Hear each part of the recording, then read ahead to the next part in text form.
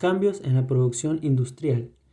Hacia fines del siglo XIX, en los principales centros urbanos de Buenos Aires y el litoral, se instalaron nuevas industrias procesadoras de materias primas destinadas a la exportación, tales como los molinos harineros y los frigoríficos, los cuales se sumaron a los antiguos saladeros y curtiembres. Además, la llegada de inmigrantes produjo un crecimiento urbano considerable que hizo que se generen algunas pequeñas ramas industriales para el consumo interno, tales como la indumentaria, el calzado, los muebles y las vajillas. El aluvión inmigratorio. La Argentina del siglo XIX no podrá comprenderse sin un análisis de la inmigración masiva.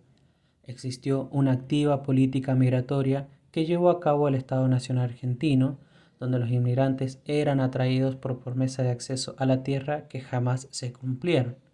La mayoría de estos inmigrantes se quedaron en las ciudades, donde en ese contexto Buenos Aires vio crecer su población de manera espectacular, pasando de 180.000 habitantes en 1869 a cerca de 1 millón en 1900 y a más de 1,5 millones en 1914, donde generalmente casi la mitad de ellos eran extranjeros. La mayoría de estos inmigrantes que se incorporaron al sector rural se convirtieron en peones. Para muchos europeos sin trabajo, sin tierra y sin futuro, América se mostraba ante sus ojos como la tierra de la esperanza. Pero no solo la pobreza los hacía migrar, en muchos casos debieron hacerlo por razones políticas y religiosas o porque sus países estaban en guerra. Este aporte inmigratorio europeo, llamada la Gran Inmigración, puede considerarse comprendido entre 1857 y 1939, año en donde se desató la Segunda Guerra Mundial. La llegada de casi 6 millones de europeos generó cambios en las costumbres argentinas, tanto en las vestimentas como en las comidas y en las maneras de hablar.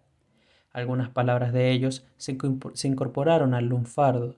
El aporte de los inmigrantes fue decisivo en la formación de los sectores populares, que también tuvieron un rol central en la formación de los sectores medios. Estos constituyeron el empresariado pequeño y medio de la industria y el comercio. Sus hijos, gracias a las habilidades adquiridas en la escuela, accedieron en muchos casos al empleo público, a la docencia, a las profesiones liberales. A partir de la llegada de esta ola inmigratoria, se produjeron fuertes cambios culturales, políticos y sociales. Para los inmigrantes que se instalaban en la ciudad, la escasez de vivienda y la falta de medidas gubernamentales para resolver esta problemática dieron lugar a los conventillos, los cuales eran viejas mansiones ubicadas al sur de la Plaza de Mayo y abandonadas por sus dueños luego de las epidemias del tifus y de la fiebre amarilla de las décadas de 1860 y 1870, las cuales fueron adaptadas para servir de vivienda colectiva a los nuevos habitantes de la ciudad.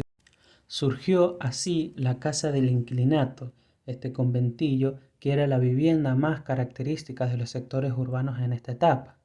Es también en este periodo en el que se multiplicaron las asociaciones de inmigrantes que reunían extranjeros de una misma nacionalidad. Se trataron de asociaciones de socorros mutuos que estaban destinadas a brindar ayuda al inmigrante y su familia en materia de educación y salud. Además, también funcionaron como espacios de sociabilidad en los cuales se mantenían vigentes las costumbres y tradiciones de origen. En estos espacios también circulaban y se discutían ideas políticas. La huelga de inquilinos. A principios del siglo XX, Buenos Aires tenía la reputación de ser una de las ciudades más caras del mundo en relación con la vivienda. Los alquileres de cuarto en conventillos eran realmente elevados y no guardaban relación con la poca habitabilidad del mismo. La situación explotó a mediados de 1907 cuando se produjo una novedosa huelga de inquilinos.